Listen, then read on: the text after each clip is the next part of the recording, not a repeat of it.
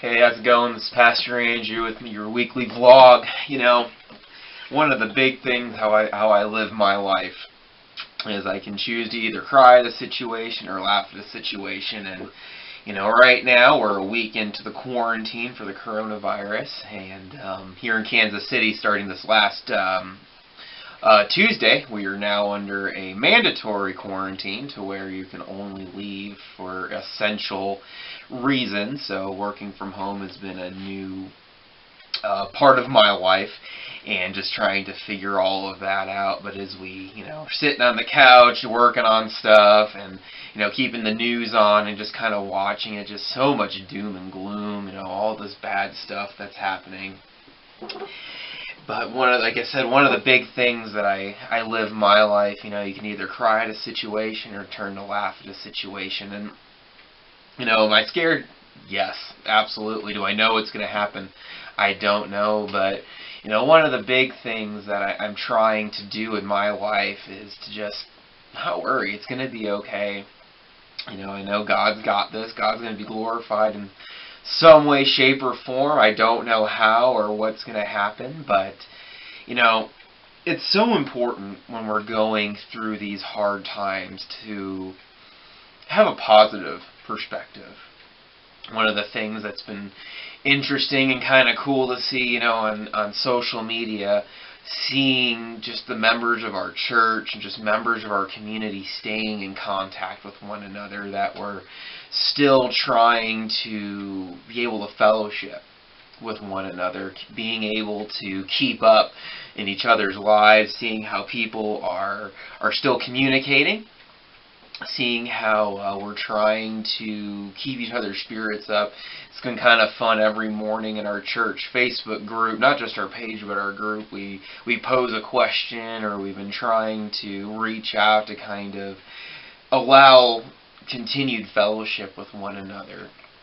And something that I saw too this morning, when we talk about this idea of fellowship on the news, on Fox 4, they said to make a point to reach out to somebody, whether it's a family member or a friend, somebody you haven't talked to, just to check in, just to kind of see how somebody's doing with all of this coronavirus scare, but kind of using it as an opportunity to reach out and to talk to our loved ones, talk to people that we care about that we may not have talked to in a while.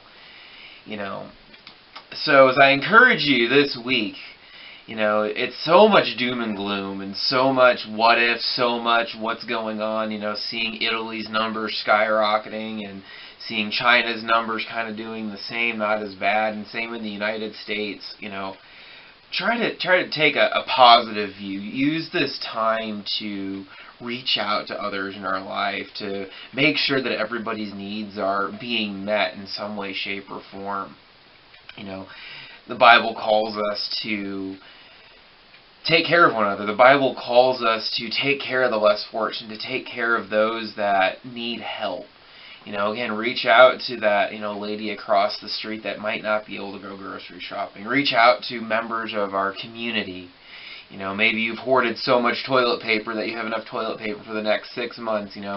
Post on Facebook or post somewhere, reach out and say, hey, if you're struggling or if you need some toilet paper, I got some extra toilet paper. Because apparently that's what we need to be stockpiling for the apocalypse.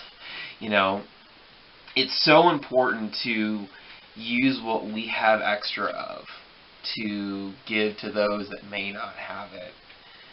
I encourage you, if you're struggling, if there's something that you need, something that you're not able to get, reach out to our church, reach out to our Facebook page or Instagram page, whatever it might be, and either myself or somebody at our church will see to it that we can do everything we can to help meet those needs.